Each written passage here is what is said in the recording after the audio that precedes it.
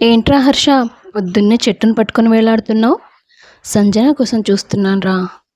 నీకు సంజన అంటే చాలా ఇష్టం కదా? అడిగాడు రాజు. చాలా అన్న పదం కూడా సరిపోదు, అంత ఇష్టం. కానీ మీ ఇద్దరి మధ్య ప్రేమ ఎలా కుదురుతుంది?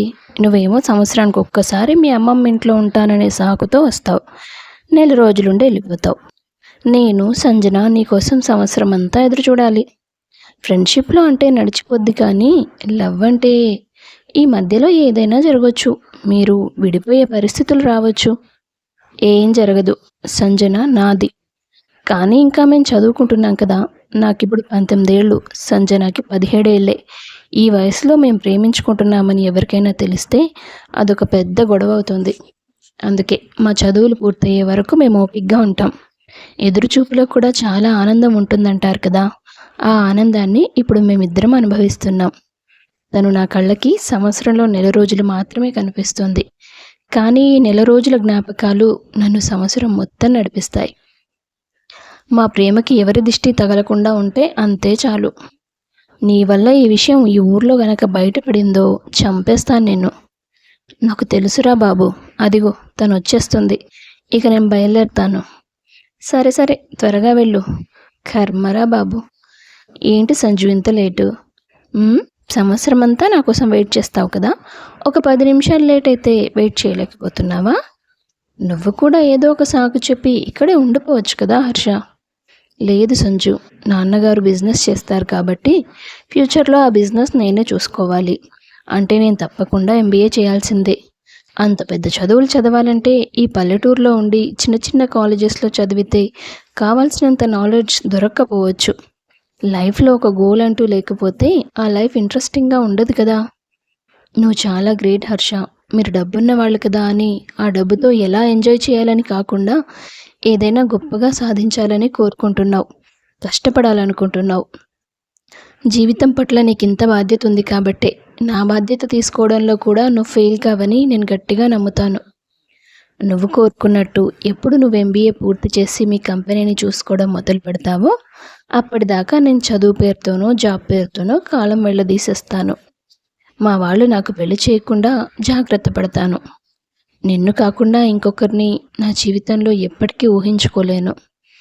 నాకు తెలుసు సంజు, నువ్వు దూరమైతే నేనైతే పూర్తిగా పిచ్చివాడిని అయిపోతాను. మన ప్రేమ మనల్ని బలహీనం చేయకూడదు, మనలో ధైర్యాన్ని పెంచాలి. కాలం ఎన్ని పరీక్షలు పెట్టినా అవన్నీ దాటుకొని చివరికి మనం ఒకటవ్వాలి అని ఒకరికొకరు వాగ్దానాలు చేసుకున్నారు. సరిగ్గా 7 ఏళ్ల తర్వాత హర్ష వాళ్ళ కంపెనీకి CEOగా బాధ్యతలు తీసుకుంటాడు. ఒకప్పుడు ఎంతో మృదువైన స్వభావంతో ఉండే హర్ష ఇప్పుడు చాలా యారోగెంట్గా ఉంటాడు. చాలా పొగరుగా తన మాటే చెల్లాలనేలా మారిపోతాడు. ఏ మీరా, బాస్ వస్తున్నాడు, వర్క్ కంటిన్యూ చేయి, లేదంటే మళ్ళీ అరవడం మొదలు పెడతాడు. సరే సురేష్ గారు, మీరు మీ వర్క్ చూసుకోండి. అంతలో హర్ష మీరా దగ్గరకు వచ్చి, మీరా ఒకసారి నా క్యాబిన్కి రా అని గంభీరంగా చెప్తాడు. ఇవాళ నీ టైం ఏమీ బాగోలేదు, పొద్దున్నే అక్షింతలేయడానికి పిలుస్తున్నాడు, వెళ్ళు. ఆమె కాస్త భయపడుతూనే హర్ష క్యాబిన్లోకి వెళ్ళింది. ఏంటి మీరా, ఈ మధ్య నీ పర్ఫార్మెన్స్ చాలా డల్గా ఉంటుందని తెలిసింది, ఎందుకు? కమాన్ హర్ష, ఇక్కడ ఎవరున్నారని అంత రూడ్గా మాట్లాడుతున్నావు? నాకు ఎక్కడ రొమాన్స్ చేయాలో, ఎక్కడ రెస్పాన్సిబిలిటీ తీసుకోవాలో తెలుసు. మన ఇద్దరి మధ్య ఏదైనా రిలేషన్ ఉంటే అది ఆఫీస్ బయటే. ఇక్కడ నేను బాస్ని, నువ్వు ఎంప్లాయీవి. నీ వర్క్ నువ్వు కరెక్ట్గా చేస్తేనే నీ జాబ్ నీకు ఉంటుంది. ఇదంతా ఎందుకు హర్ష? పెళ్లి చేసుకుంటే అయిపోతుంది కదా. అప్పుడు నువ్వు తీసేయక్కర్లేదు, నేనే జాబ్ మానేస్తాను. పెళ్ళా? అవును. ఈ హర్ష లైఫ్లో పెళ్ళనే చాప్టరే లేదు. అయినా నేను నిన్ను ప్రేమిస్తున్నానని ఎప్పుడూ చెప్పలేదే. నాతో డేట్ చేయమని అడిగాను, అంతేగా. సీరియస్లీ, ఇంకా నువ్వు అదే మాట మీద ఉన్నావా? ఈ 3 monthsలో నీకు నా పట్ల ఎలాంటి ప్రేమ కలగలేదా? లేదు. నీకు అలాంటి ఆలోచనలుంటే ఇప్పుడే చంపుకో. నీలాంటి అమ్మాయిలు నా లైఫ్లోకి ఎంతోమంది వచ్చారు, ఇకపై కూడా ఎంతోమంది వస్తారు. ఈ రిలేషన్ 6 months కోసం మాత్రమే అని నీకు ముందు కూడా చెప్పాను. మరీ ఇంత కఠినంగా ఎలా ఉంటావు హర్ష?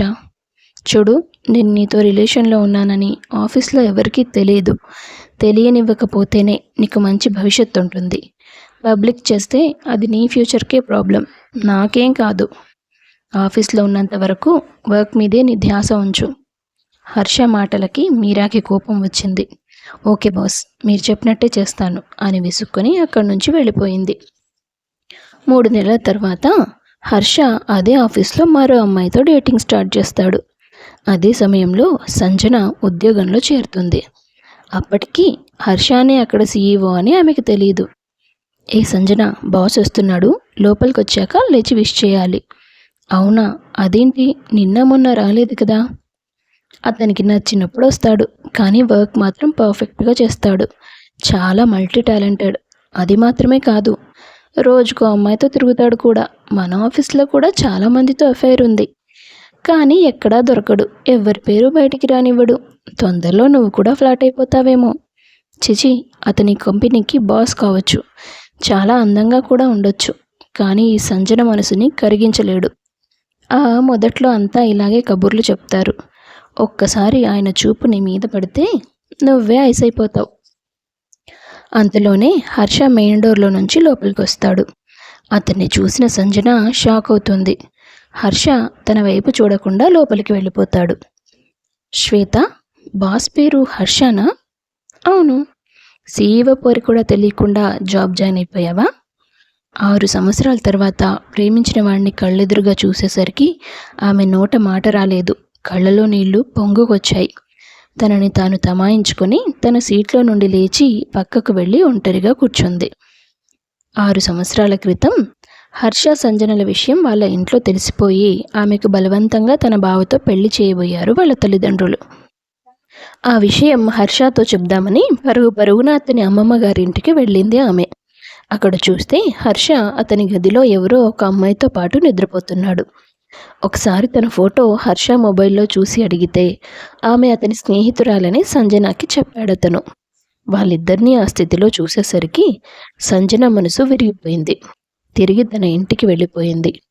అప్పటి నుంచి ఇప్పటి వరకు మళ్ళీ ఆమె హర్షని కలవలేదు, మాట్లాడలేదు. ఏంటిది, మంచి ఉద్యోగం దొరికిందని సంతోషించేలోపు నన్ను మోసం చేసిన అదే మనిషి ఆఫీస్లో నేను పనిచేస్తున్నానని తెలిసింది. 3 సంవత్సరాలు ఇక్కడే పనిచేస్తానని సంతకం కూడా చేశాను. ఇప్పుడు కావాలనుకున్నా వెళ్ళిపోలేను. ఆ మోసగాన్ని ప్రతిరోజు కళ్ళ ముందు చూస్తూ ఎలా ప్రశాంతంగా ఉండాలి అనుకుంది. తప్పదు, ఇది దేవుడు నాకు పెట్టిన మరో పరీక్ష అనుకుని ముందుకు సాగాలి. వీలైతే వేరే ఏదైనా ఊరికి ట్రాన్స్ఫర్ చేయించుకోవాలి అని నిర్ణయించుకొని గట్టిగా ఊపిరి పీల్చుకొని మళ్ళీ తన ప్లేస్లోకి వెళ్ళింది. అసలు తనని గమనించినట్టుగా వెళ్ళిపోయిన హర్ష తన క్యాబిన్లో కూర్చొని సంజన వైపు చూశాడు. నా కోసం ఎంతకాలమైనా ఎదురు చూస్తానని చెప్పి నాకు ఒక్క మాట కూడా చెప్పకుండా నువ్వు మీ బావని పెళ్లి చేసుకుంటావా? ఆ విషయం తెలిసిన తర్వాత నేను ఎంత కుంగిపోయాను, ఎంత నరకం అనుభవించానో నాకు మాత్రమే తెలుసు. నీకంటే గొప్పగా ఎవరిని ప్రేమించరు అనుకున్నాను నేను. అలాంటి నువ్వే నన్ను మోసం చేశావంటే మీ అమ్మాయిలందరూ ఇలాగే ఉంటారని అర్థం చేసుకున్నాను. అందుకే నా జీవితంలోకి వచ్చే ప్రతి అమ్మాయిని ఒక ఆట బొమ్మగా చూస్తున్నాను. ఎప్పటికీ ఏ ఆడదానికి నా మనసులో కానీ నా జీవితంలో కానీ శాశ్వత స్థానం ఇవ్వకూడదని నిర్ణయించుకున్నాను. అసలు నేను నిన్ను చూడలేదని అనుకుంటున్నావు కదా, కానీ నీ అప్లికేషన్ చూసి నీకు ఈ జాబ్ వచ్చేలా చేసిందే నేను. ఇన్నాళ్లకు కాదు ఇన్నేళ్లకు నాకు నీ మీద పగ తీర్చుకునే అవకాశం వచ్చింది. నేనెంత గుండెకోత అనుభవించానో నీకంతకి రెట్టింపు చవి చూపిస్తాను. ఇప్పుడే అసలు కథ మొదలైంది సంజన, ఇక ముందుంది, చూస్తూ ఉండు అనుకున్నాడు ఆమె వైపు కోపంగా చూస్తూ. అప్పుడే అక్కడికి అతని ఫ్రెండ్ శ్రీకర్ వస్తాడు. హాయ్ శ్రీకర్, రారా కూర్చో. నాకు ఫార్మాలిటీస్ ఎందుకురా, ఏదో మాట్లాడాలన్నావు కదా, అందుకే వచ్చాను.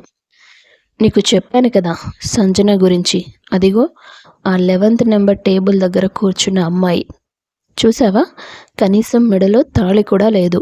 సిటీకి వచ్చి సిటీ కల్చర్ బాగా అలవాటు చేసుకున్నట్టుంది. మనుషుల్నే అనుకున్నాను, పద్ధతుల్ని కూడా వదిలేసింది. నిజంగా తనకి పెళ్ళైందంటావా హర్ష? అయ్యింది. ఒకవేళ కాకుండా ఉండుంటే నన్నెందుకు దూరం పెడుతుంది? నువ్వు చెప్పింది కూడా నిజమేలే. ఇప్పుడు ఏం చేయబోతున్నావు? తను జీవితంలో కోలుకోలేనంత అవమానం తనకి జరగాలి, జరిగేలా చేస్తాను. అంటే ఏం చేద్దామనుకుంటున్నావు? 2 డేస్లో ఒక హోటల్లో ఆఫీస్ తరపున పార్టీ అరేంజ్ చేయబోతున్నాం. ఎంప్లాయీ కాబట్టి తను కూడా తప్పకుండా రావాల్సిందే. నువ్వు తన డ్రింక్లో ఇదిగో ఈ పౌడర్ కలపాలి. పార్టీ తర్వాత తనని ఒక కేసులో ఇరికించబోతున్నాను. అయితే జైలుకి వెళ్తుంది, లేదా అవమానంతో చచ్చిపోతుంది. తప్పు చేస్తున్నావేమో హర్ష. ఆమె అవమానం తట్టుకోలేక సూసైడ్ చేసుకుంటే? అది మనుషుల్ని చంపే రకమే కానీ చచ్చే రకమేమీ కాదు. దానివల్ల నేను చావు కంటే ఎక్కువ బాధను చూశాను. ఇన్నేళ్ల తర్వాత నా మనసులో ఉన్న బాధ, బరువు దిగిపోవడానికి అవకాశం వచ్చింది. వదులుకోను. ఆ తర్వాత రోజు పార్టీ గురించి ఆఫీస్లో అనౌన్స్ చేస్తారు. హాయ్ మిస్ సంజన, నువ్వు కొత్తగా జాయిన్ అయ్యావు కదా? ఎస్ సార్ అంది ఆమె.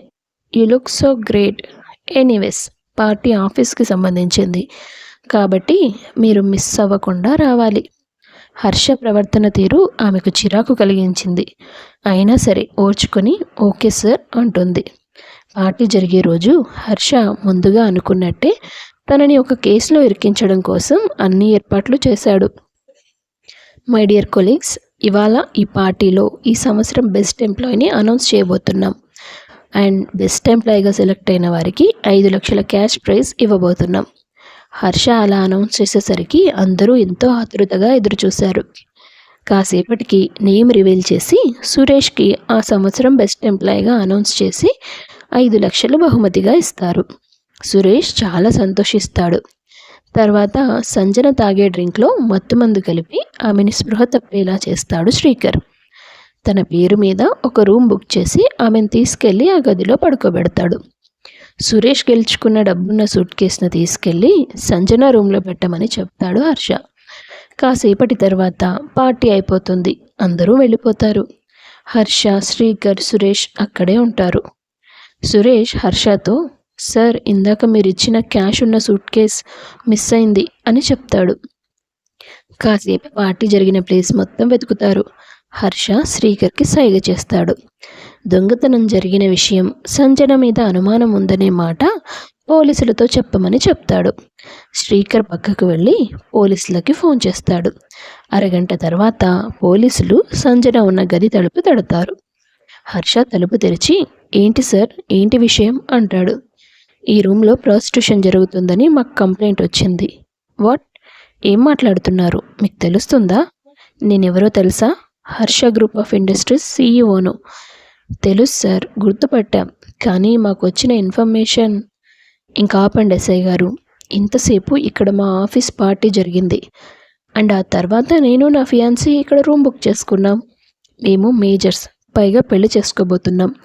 మా గురించి మీరంత తప్పుగా ఎలా మాట్లాడతారు? ఉండండి, నేను ఇప్పుడే మీ ఎస్పీ గారికి కాల్ చేస్తాను.